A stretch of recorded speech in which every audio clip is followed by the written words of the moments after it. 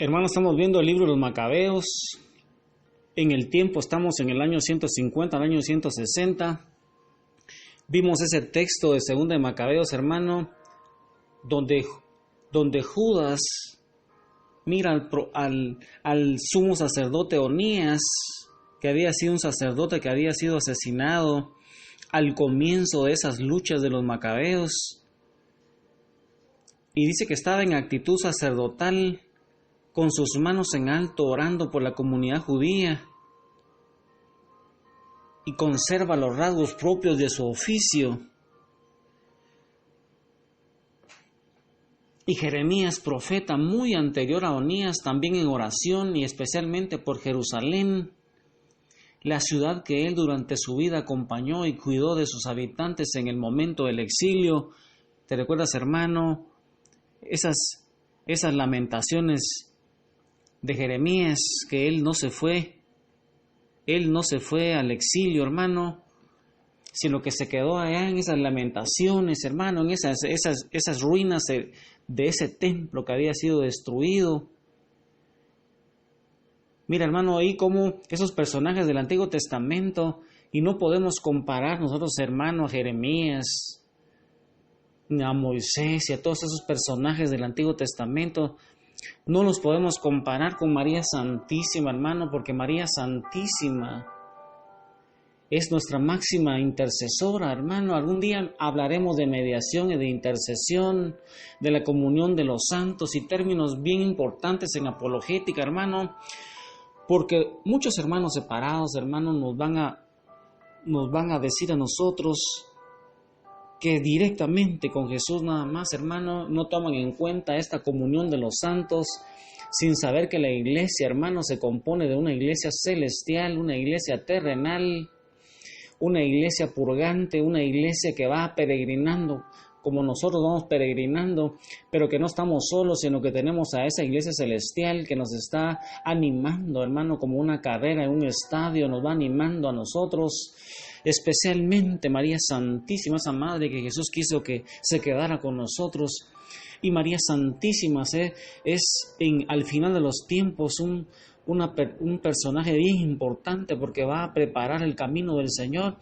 Y recuerda, hermano, que está formando en ese movimiento sacerdotal, está formando un grupo de más de 100,000 sacerdotes ya, hermano, con cenáculos, con los laicos, para que nosotros vayamos siendo esa iglesia fiel, que la vaya haciendo frente a esa iglesia apóstata, esa masonería eclesiástica que se ha infiltrado en la iglesia y que ha ido destruyendo, hermano, esa fe de 2000 años, aparte de todos sus enemigos internos, que es la gran apostasía, ya esas pequeñas apostasías de gente que se ha ido de la iglesia, hermano, y como aquellas personas que se divorcian, no hablan bien de sus esposos o de sus esposas y le echan la culpa. Así muchas personas que han sido bautizadas en la iglesia y después se van a otras denominaciones, hermano, hablan mal de la iglesia sin conocerla, y por eso es que nosotros estamos haciendo un esfuerzo para que la gente conozca, y tú conozcas tu fe católica, hermano, y lo pienses 1,000,000 de veces antes de irte, porque esta es la iglesia que Jesús fundó. Aquí están los textos, son contundentes, no podemos quitar nada, hermano, no tenemos esa autoridad.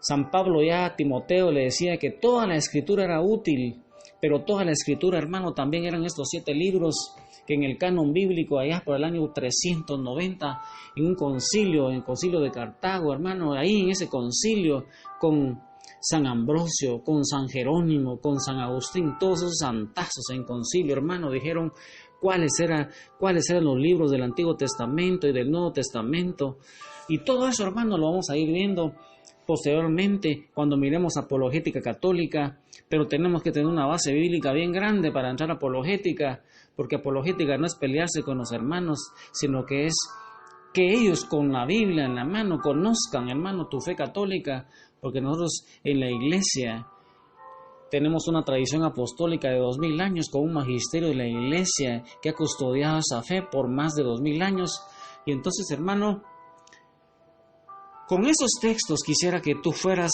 hoy, hermano, en oración con María Santísima, con todos los santos de tu devoción, que la iglesia te los propone para que tú los imites, porque ellos imitaron a Cristo, como diría San Pablo, hermano.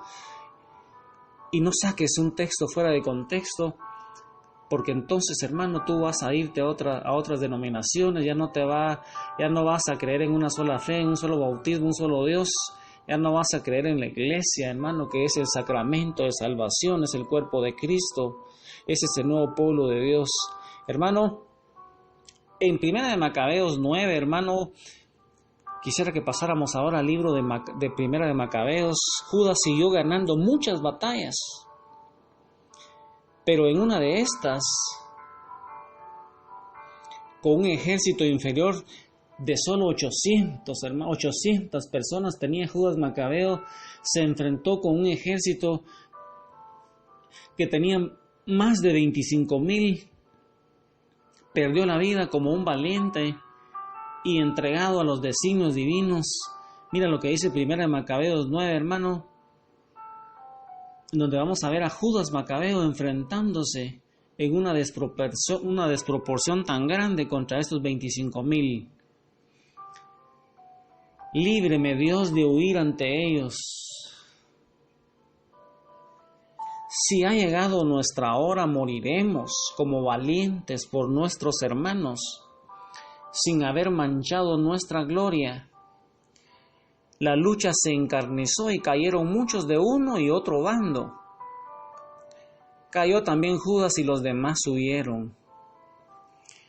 Jonatán y Simón recogieron a su hermano Judas y lo enterraron en la tumba de sus padres en Modín. Todo el pueblo de Israel estuvo de duelo por él y lo lloró durante muchos días, repitiendo esta lamentación: ¿cómo ha caído el héroe que salvaba a Israel? Palabra de Dios, te alabamos, Señor. Mira, hermano, aquí se acaba la historia de los macabeos con la muerte de Judas. ¿Crees tú, hermano? ¿Crees tú que se acabó esa historia de los macabeos? Esa guerra de los macabeos, hermano, no termina con la muerte de Judas, ya que si te das cuenta en ese texto, Jonatán, su hermano, lo sucedió y así se fueron sucediendo 3 de los hermanos. Después de Judas fue Jonatán y después Simón el Macabeo. Jonatán, que ya era sumo sacerdote, sucede a su hermano Judas como jefe del ejército. Jonatán fue asesinado vilmente por los sirios, dice la historia, en el año 143 a.C. Y al morir, el siguiente hermano, llamado Simón, fue elegido como sumo sacerdote y como líder de los judíos. Y entonces Simón logró liberar totalmente a la nación judía de los sirios. Mira, hermano, cómo Simón, el hermano de Judas y de Jonatán, logró liberar totalmente a la nación judía de los sirios. Hermano, acuérdate que estos sirios de esa raza seleucida, hermano, eran griegos. Siria, Antioquía, hermano. Al derrotar al rey Demetrio en el año 142, mira, hermano, si tú no tienes estos libros, hermano, no vas a conocer la historia. Ya nos estamos acercando, hermano, a la venida del Mesías, nos estamos acercando al Imperio Romano, y entonces no es lo mismo, hermano, leer estos libros deuterocanónicos y leer toda la historia completa, hermano, para que tu fe vaya creciendo. Cuando tú entres ya al Evangelio propiamente, hermano, tú no puedes leer el Nuevo Testamento solo así, si no conoces ese contexto histórico, qué personajes, qué sectas, cómo era la clase política, cómo era ese imperio antes de la venida del Mesías. Y eso te va a ir ayudando a ti, hermano, para que puedas entender de una mejor manera de muchas cosas que nuestra iglesia hace. Y dice que en el año 143, Simón logró liberar totalmente a la nación judía de esos sirios que estaban predominando en ese tiempo y derrotó al rey Demetrio en el año 142. Y dice que como agradecimiento los judíos otorgaron de manera hereditaria.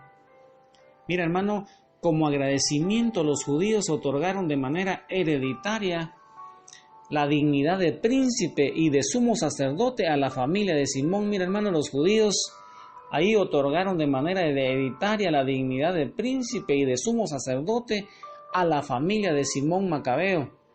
Ahora, ¿qué significado espiritual, hermano, con todo lo que hemos visto, hermano, qué significado espiritual podemos sacar, hermano, en todas esas guerras, en esas batallas? Nosotros tenemos una guerra continuada contra nuestro enemigo, como lo hemos estado observando en la predicación, hermano, el enemigo de Dios y su ejército.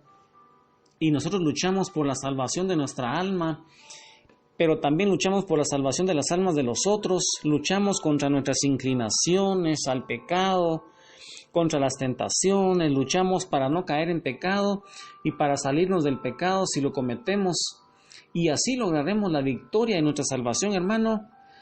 Pero nuestras armas ya no son las mismas que los macabeos, sino que son la oración, así como ellos también.